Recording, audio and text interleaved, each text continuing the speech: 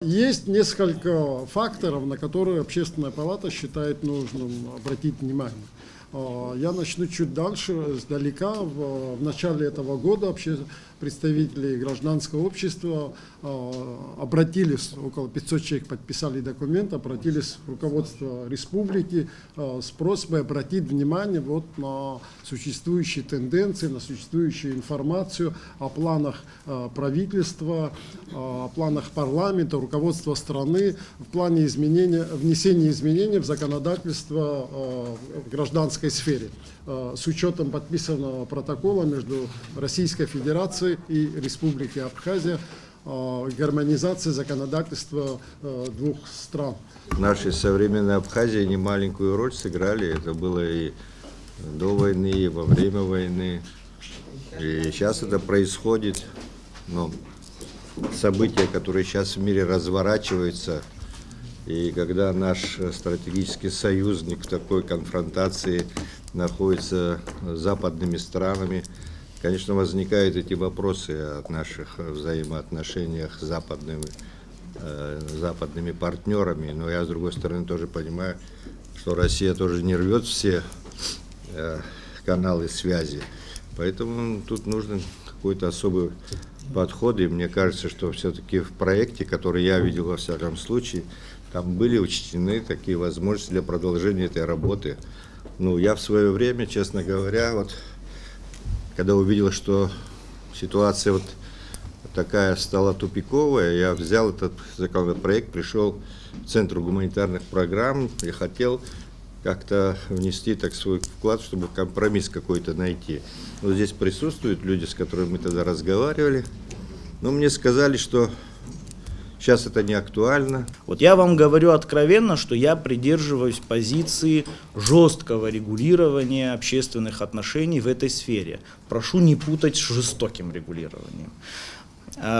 Безусловно, понятно, очевидно, что я далеко не истина в последней инстанции, и Министерство юстиции, которое я возглавляю, является этапом в подготовке итогового нормативно-правового акта. И, разумеется, наше процессуальное законодательство по подготовке законов, оно устроено таким образом, что что-то вроде фильтров, то есть собираются все мнения и на разных этапах вносятся соответствующие изменения.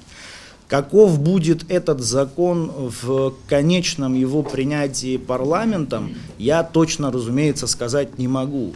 И совершенно не уверен в том, что мое личное представление в механизмах регулирования в конечном этапе будет реализовано. Возможно, что на выходе это будет более не столь жесткое, каким мы себе это представляем, регулирование, будет более консенсусное регулирование, возможно. Мы же не можем не видеть, и вы все здесь юристы находятся, не видеть логику развития этого закона в России. Если вы думаете, что потом не будут ожидать дальнейшей гармонизации, что сегодня в России произошло? Начали с НПО, потом журналисты все попали, потом вся оппозиция попала. Сегодня, независимо от того, получаешь ты или не получаешь финансирование, это уже не имеет значения. Если ты выразил какую-то точку зрения, какому-то заштатному мэру города или поселка не понравилось, он на тебя пожалуется, ты попадаешь в реестр людей, находящихся под иностранным влиянием. У меня даже сомнения, если сейчас пройдет этот закон, пройдут и все остальные поправки.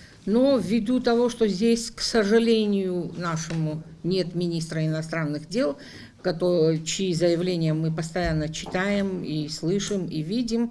И, к сожалению, глубокому, еще почему я говорю, что 30 декабря прошлого года группа из наших гражданских организаций смогли встретиться с министром юстиции, который в течение 2,5 часов у нас была беседа, я помню прекрасно, мы ему все высказали и сказали, но сегодня вы говорите так, как будто бы этого разговора у нас не было. Мне так показалось во всяком случае. Но что я хочу сказать, что в те тогда месяцы мы хотели встретиться и просили встречу с министром иностранных дел. Потому что, когда вы говорите о том, что неправительственный сектор Абхазии, в любом случае неправительственный сектор Абхазии связан с международными организациями, которые здесь у нас представлены. Мы не какая-то грузины мечтают сделать из нас какую-то, я не знаю, чью резервацию, правда, свою они не смогли сделать, но чтобы мы никуда не выезжали, никому ни слова не сказали, ничего не сделали, да, не показали свое, в конце концов, лицо или то, что мы на самом деле из себя представляем, и что мы хотим от этого мира, то получилось так, что, к сожалению, мы не смогли попасть к министру иностранных дел. Все министры, здесь Сергей Миронович уже ушел, но абсолютно все министры, которые до этого работали, представьте себе, что я к ним приходила вместе со своими, ну как это сказать, коллегами, и когда у нас были какие-то очень такие животрепещущие проблемы, мы вместе с ними и решали.